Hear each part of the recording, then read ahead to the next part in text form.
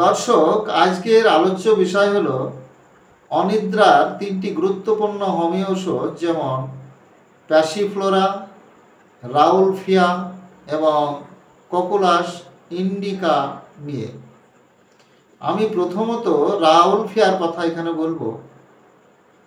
যদি দেখা যায় রোগী অতিরিক্ত চিন্তা ভাবনা করে এবং মানসিক উত্তেজনার কারণে বা অন্যান্য কারণেও যদি তার অনিদ্রায় কষ্ট পেতে থাকে, সেক্ষেত্রে রাউলফিয়া মাদার টিংচার একটা গুরুত্বপূর্ণ ওষুধ।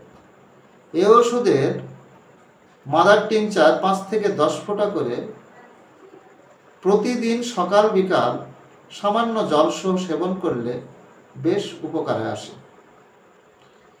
এর পরের যেটা মেডিসিন, সেটি হলো প্যাসিফ্লোরা মাদার টিংচার।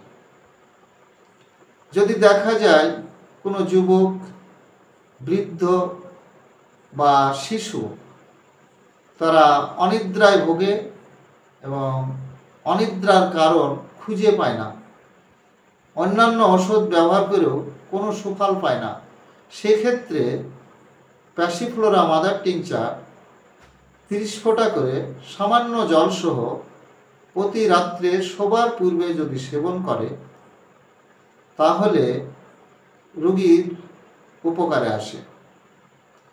শেষের যে মেডিসিনটার কথা বলবো সেটি হলো ককুলাস ইন্ডিকা।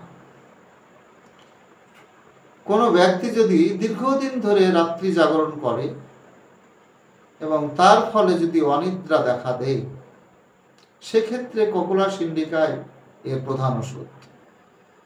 এই ওষুধে 30 বা 200 শক্তি প্রতিদিন সকাল বিকাল দিনে 2 বার করে সেবন করলে রোগীর উপকার হয়।